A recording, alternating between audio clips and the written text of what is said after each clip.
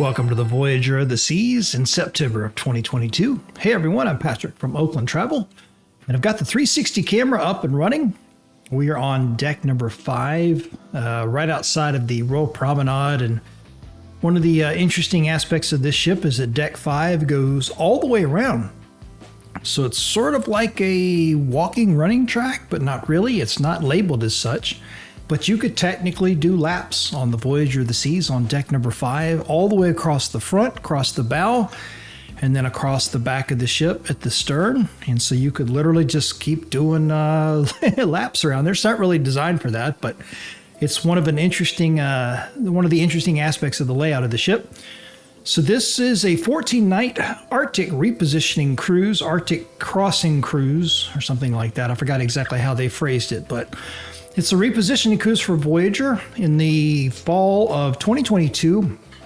It had spent the summer over in Europe, and this was actually the last ship to restart coming out of COVID. It's just kind of an interesting little sort of side note. In the spring of 2022, it was the very last one to restart services with passengers, and it restarted over in Copenhagen, and it spent the summer going out of Copenhagen. And then in the fall, right around the time of this cruise, they decided to bring it back over to Boston, Massachusetts. It did a short little stint up in New England in the fall of 2022 before repositioning down into like Texas or something to do good old Caribbean cruises. But we'd never done a reposition cruise before. It seemed like something interesting.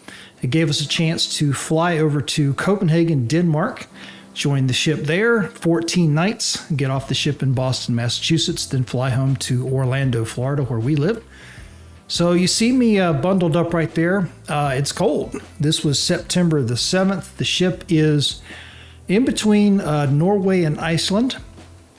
So the next stop on the itinerary when this video was recorded was going to be the next day, and we were going to be in Akureyri, Iceland, which is way up on the northern coast. So up inside the Arctic Circle, so you can imagine the temperatures of both the water and the air, and of course you get some wind up there on deck, and yeah, it can get cold. Hence the reason we're all bundled up. But I mentioned earlier about sort of the ability to kind of walk all the way around on deck 5. Well, we are very slowly making our way up to the bow because you can go up on the helipad. And as you'll see here in a minute when we get up there, the view from the helipad is amazing. I mean, you are right there as close to the water line as you can get.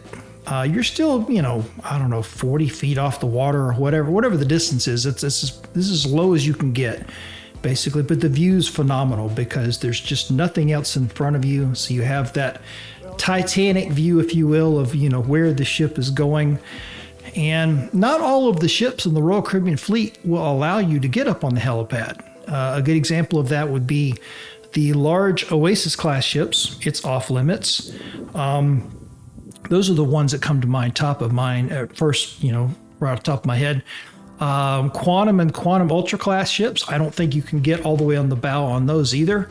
I think that might be reserved for crew members, but I'm not 100% certain on that one. But this is one of the nice features of this ship, is being able to come up here, and it doesn't look like we're going that fast from the video, but we are kind of at regular cruising speed, which would have been, 18, 19 knots, whatever it was.